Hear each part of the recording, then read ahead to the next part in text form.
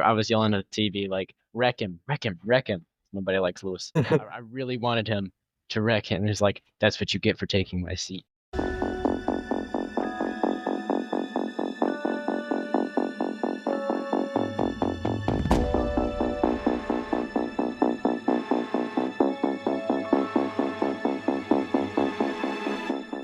It's lights out and away we go.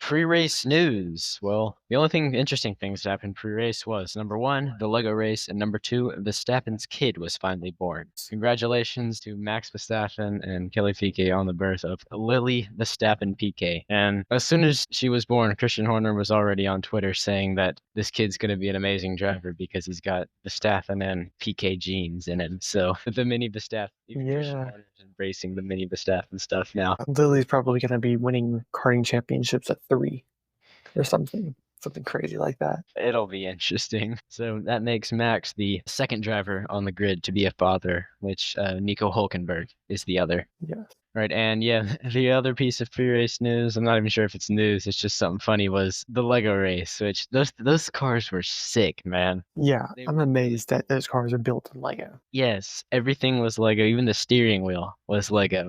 The race, yeah, it was funny. It was like we had one of the drivers was driving, the others like had their phones out and were recording each other. George Russell damaged just about every car out there. Yes, He sir. damaged the Alpine's front wing. He damaged the McLaren front wing. He ran the Williams into the wall. Amazed that you could get to the wall. I saw a joke that was like everybody was leaving the track and gaining an advantage because none of them took the proper lines because they were pulling a Ferrari and doing slick tires on a wet track. So it was so goofy, but it was so funny.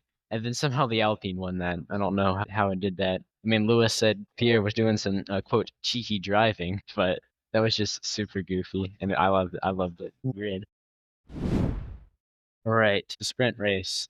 Congratulations on Kimi, first pole. Very excited about that. Hopefully one first of many more to come for my guy Kimi Antonelli, my favorite Italian right now. He's also the only Italian driver that I know, so I guess he's my favorite Italian. And yeah, rip lap 1. Piastri runs him wide, and he just did not decommit there. We all learned a lesson there. Even if you're not a driver, you should decommit if you're going to lose the place. That, I guess that's, I mean, even though Oscar's only been there for 3 years, he's still got the experience. It was clearly Oscar's corner. That's where Kimi needs to improve. He just hasn't done enough. I mean, this is only his 6th race in F1s and his first time starting on pole. So yeah, any other experienced driver, Max, Lando, George, if any of them were up there, they would have backed off there. But I mean, he's got an excuse. The man is 18, still in school and racing in F1 full time. He set past his driver's test 66 days before that race. Yeah, Kimi, he's got a bright future ahead of them and hopefully many, many more years at Mercedes. Yes, and yeah, he's a stud. Yes, he is. And we got to mention, rest in peace, Charles Leclerc, for hydroplaning on the reconnaissance lap. Now, that was special. For those that don't know, the reconnaissance lap is the lap before the formation lap. They drive out of the pit lane, they do the reconnaissance lap, park on the grid, do the formation lap, park again, and then start the race. Leclerc hydroplaned out of the pit lane. He made it to I think turn 10, and bam, in the wall. Honestly, another case, we're putting the wrong tires at the wrong time. That track was clearly wet.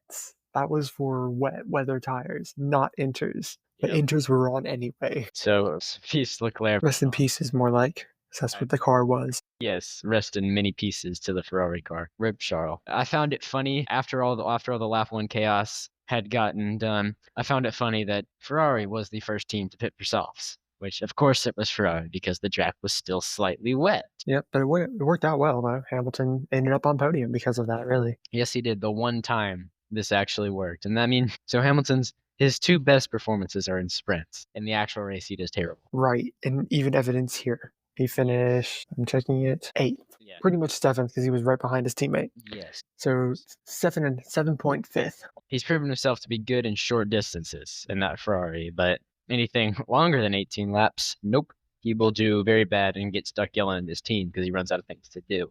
So let's get to the other big thing on the pit stops was the unsafe release. Nothing Max can do about there. Max did not see Kimi. Red Bull apparently did not see the big, loud engine F1 car running through and released him anyway and straight into Kimi. Yeah, it just, I mean, you got to feel bad for Kimi.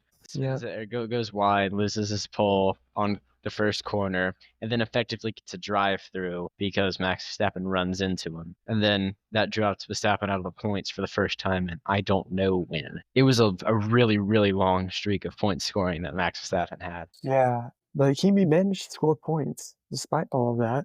After all the penalties were said and done, Behrman and Lawson got penalties, so shame for them because they were both in the points. I know Behrman was in the points, and I want to say Lawson was in the points as well. Yep. I mean, has there been a race this year where Lawson hasn't hit somebody? I know, he keeps hitting these people, and I'm like, dude, together. He's about to get a race ban in his rookie season. Yeah, we're 6 races in, and the man has 5 penalty points currently. 5 out of 12 to get a ban. 5 out of 12 in a 12-month span. He'll lose 1 in Qatar this year.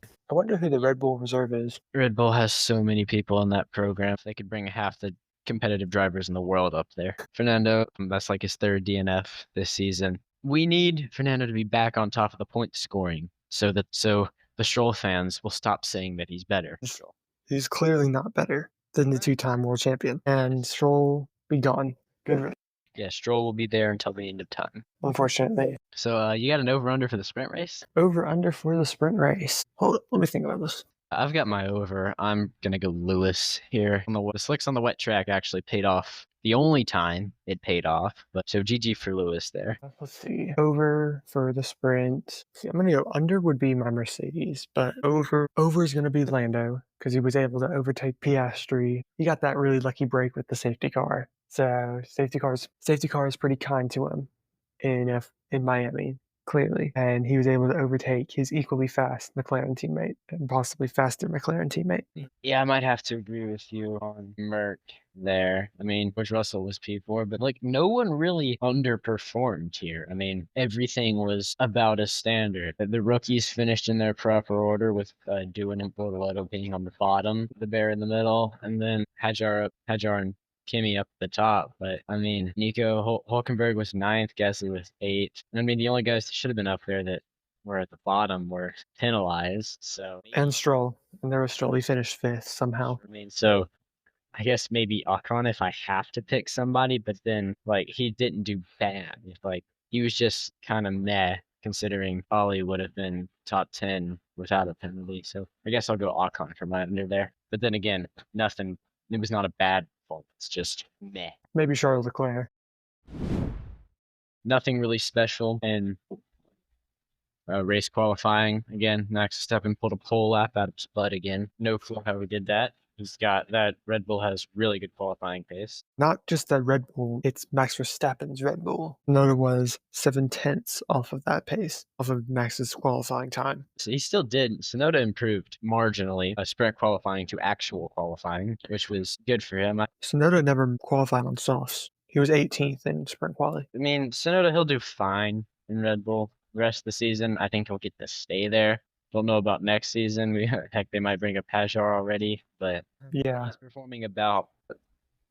Yuki's doing about the same as he did in the RB, so it's what it was expected. Yep, nothing huge in qualifying, but the race, on the other hand, that was a solid race. Considering there was no actual safety car, it was still a pretty good race. Right, that was pretty good.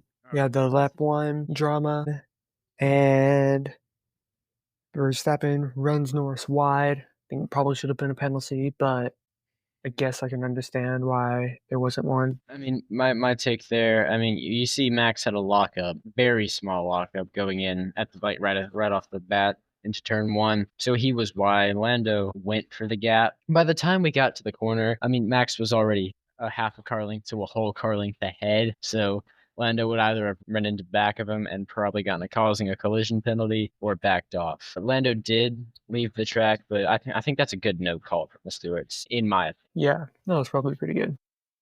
The other lap one, we had Lawson continuing his need to run into somebody, and he decided to target Jack Doohan. Now, this was completely Liam Lawson's fault. He turned into him. Jack Doohan was just there and in the way. So, I mean, yeah, you got to feel bad for Jack Doohan because there's rumors have been spreading that he'll get sacked for Colapinto next race. Editor Tyler here. While I was editing this, it was confirmed Franco Colapinto will replace Jack Doohan for at least the next 5 rounds of the season.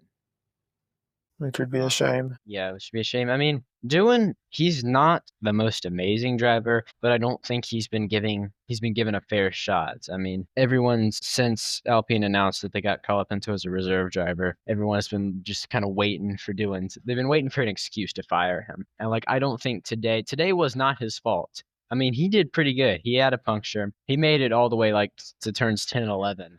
Yep, and he outqualified his teammate. He did outqualify Gasly. Gasly has been doing pretty solid this season. Gasly is a phenomenal qualifier as it's becoming. So did outqualify his teammate there. He's just not been given the chance he deserves. Give him a full season. You can fire him after that. Yeah, just like Logan.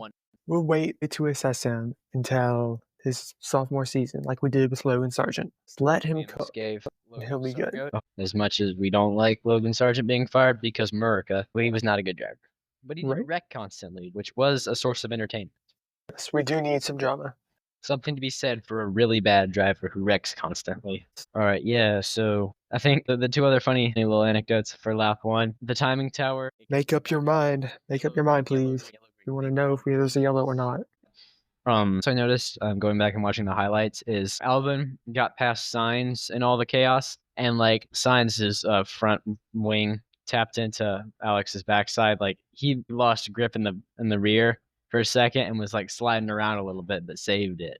Like I didn't notice that while I was watching live because this was one of the races we actually can watch live. But when I went back and watched it, I'm like, shoot, that could have been bad if both the Williams had wrecked each other right there. Yeah, that would have been a dismal end to a weekend where Williams has had outstanding pace. What do you think about a potential Williams win this season? Wouldn't that be wild? We could get Williams on the top step of the podium this year. It's going to take like a Brazil last year. It's going to take some odd circumstance where like Max and Lando, it'll take Max and Oscar wrecking each other out, Lando doing his bottle midway through the race, George Russell to not continue his P3 streak. If that happens, then yeah, I'm not saying it's not going to happen. I'm just going to say it's going to take a lot of luck to make it happen. That's true. Yeah, you need a lot of luck. It's possible, just unlikely. Yeah, probably not something as extreme as Sao Paulo, though, because Williams has great pace already. It was not as fast as that Williams is back in Sao Paulo. And yeah, they pulled out a 2-3. And then one other thing on lap 1, George Russell's transponder was broken again. Yep, so he just dropped to the bottom. It had him stuck on like turn 1. So I thought it was him who had spun out, and which is why the yellow kept coming back. But it was just his transponder being weird again. Actually, he's got to fix that. We create a lot of confusion. Yep. All right. Yeah. After the first lap chaos, the VSC to get Doohan off the track, it cleared. I mean, pretty standard racing. The McLarens were again showing why they're 1-2 in the championship and leading instructors, moving pretty comfortably ahead. We had some pretty solid overtakes by both Oscar and Lando to get up to the front, and then we had Fernando Alonso's mystery spin lap 10. Yeah, then there was Fernando Alonso's mystery spin at turn 11. It just looked like, for whatever reason, he lost grip in the back and did a donut. Still don't know exactly what caused it. So yeah, the highlights the TV director just cut to it. And I'm like, what happened there? Because I had another one of our friends over to watch it, and he was like, we were both like, what is going on here? So that was really weird. You got anything there? Yeah, he just lost it. Yeah, he just lost grip. Probably dirty air from the Haas in front of him, if I had to guess. Or just put the throttle down too much. Gassed it up too much on the corner exit and just lost it. These cars are rear-wheel drive.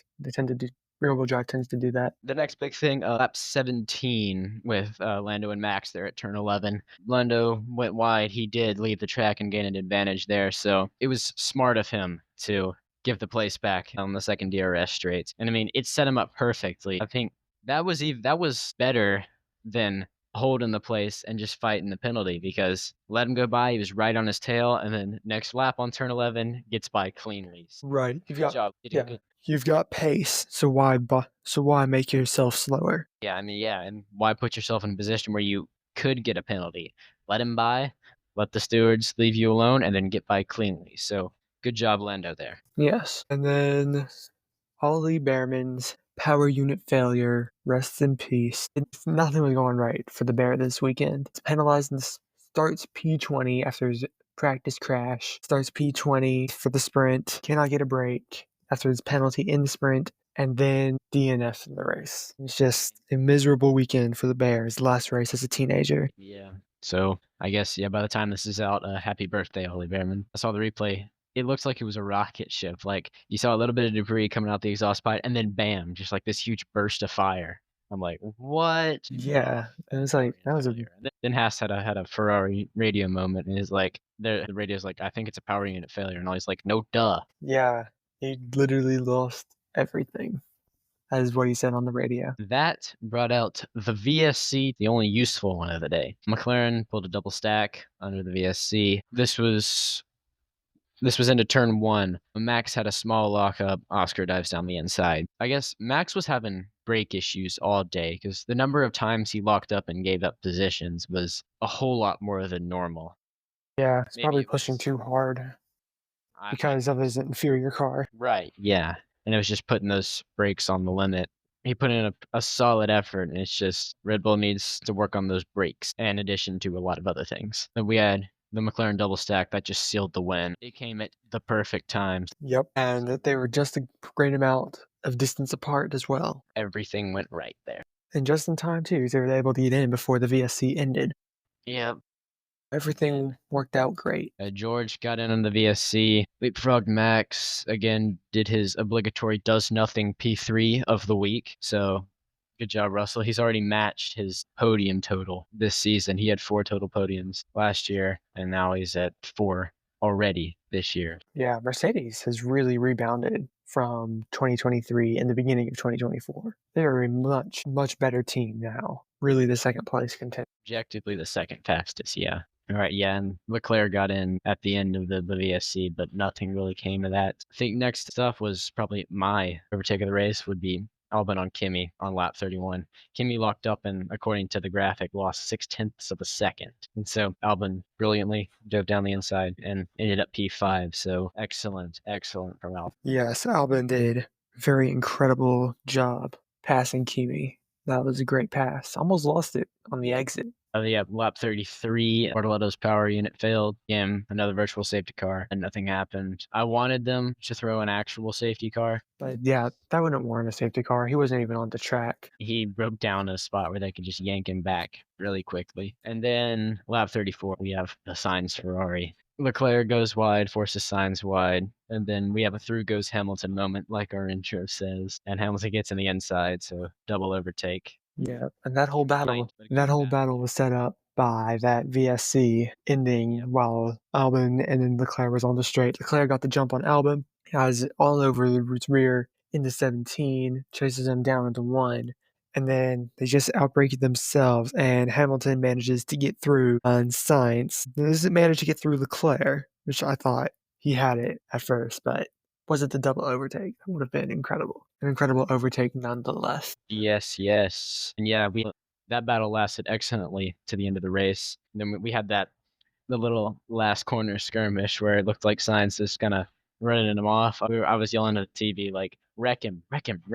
Nobody likes Lewis. I really wanted him to wreck him. He's like, that's what you get for taking my seat, kind of thing. That would have been hilarious. All right, yeah. And then that was the end of the race. Oscar, excellent win, excellent performance, pretty good for Lando. P2, 1-2. George Russell's obligatory does nothing, P3. And I mean, a decent performance from Max. He maximized, what pun intended, he maximized what he could do out of that car. So overall, I'll give it a solid 7 out of 10. Not as fun as Australia, but a pretty good race. Yeah, definitely 6 out of 10 for me. There was a prospect of rain that never came. So that was very disappointing. That's F1's favorite thing, is talking about rain that doesn't exist. Yeah, but it did exist. It was there. It just didn't show up. So Miami just not at the parking lot of Hard Rock Stadium. I got the rain done on Saturday. So quite a shame that there wasn't any. Post-race news. The only immediate one was George Russell skipping the press conference for, quote, medical reasons. That's all we know about it. He just didn't show up and cited medical reasons. Maybe he was like Sainz and was taking a poo. So who knows? Sainz missed the national anthem and got fined for taking a poo. Yep. You can get fined for anything. George Russell is having a mysterious medical issue. So interesting. And then CJ, you want to take the big news that was just breaking as we were recording this? Yep. Oliver Oakes is resigning. He was the third Alpine team boss to resign in the last 2 years.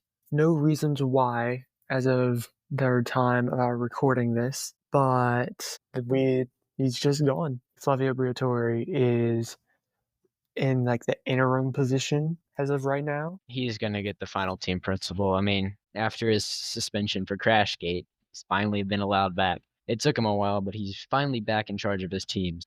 Give it a little bit, we'll have Crashgate 2.0.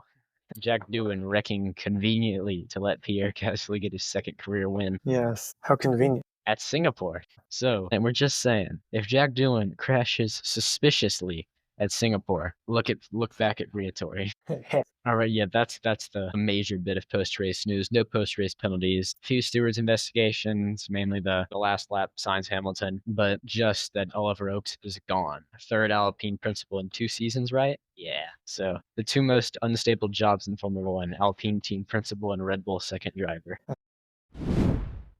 All right, over-unders. I think we were both agreed on this for once. Alex Albon, excellent performance. That Williams was faster than the Ferrari. Pulled a good overtake on Kimi. Yes, what a day for P5 is an incredible race result for any driver in the midfield. Yeah, for a car that was struggling to score last year. Yes, and then for the under Ferrari, I mean, they need to get it together. That radio between Hamilton and the pit and Ricky, that was something. That was a funny comment. Yes, it was. That was funny. Yes, it was. Ferrari has brought us some comedy gold on the radio. We have Must Be the Water. You want me to let him through too? Great job from the Ferrari. They should open a touring comedy show. The Ferrari pit wall. We are checking it. We are checking. Yes, we are checking. Call it. So yes, we gotta. If anyone listening is bored enough and wants to make like a promotional poster for We Are Checking Ferrari pit wall comedy show, that would be great. That would be amazing. Put it on the Discord, please. Yes, put it on the Discord. All right, I think that really wraps up Miami. Pretty solid weekend. Formula One's been very good this season. Not the tight multi-team championship battle we were looking for so far, but still a championship battle nonetheless. F1 is off next week, and then Imola will be back on the 8th. If things continue to hold, it'll be a strong battle from the McLarens. George Russell will get third. Max, Kimi, and the Ferraris and the Williams will be right there behind. I mean, you got anything? Yeah, just wait till Spain. That's when things will change with the flexi-wing regulation update. Well, we think. We hope things will change. Yes, even though we are McLaren fans, we want a multi-team close championship battle. We don't want people to say Oscar won because he had the fastest car, Lando won because he had the fastest car, no competition. We want them to just outdrive everybody. Right. So it needs to be a driver skill sport, not a team car building competition. All right. Yeah, this episode is one of 3 releasing this week, like we'll do for any other weekend where there's multiple races. And so go ahead and go and check out our IndyCar and NASCAR races on the Children's of Alabama Grand Prix and the Worth 400 from Texas Motor Speedway. And so I think that'll do it for the F1 episode. If you enjoyed what you heard, please follow, leave a review, join the Discord. All should be linked in the description. And thank you all for listening, and we'll see you guys next week.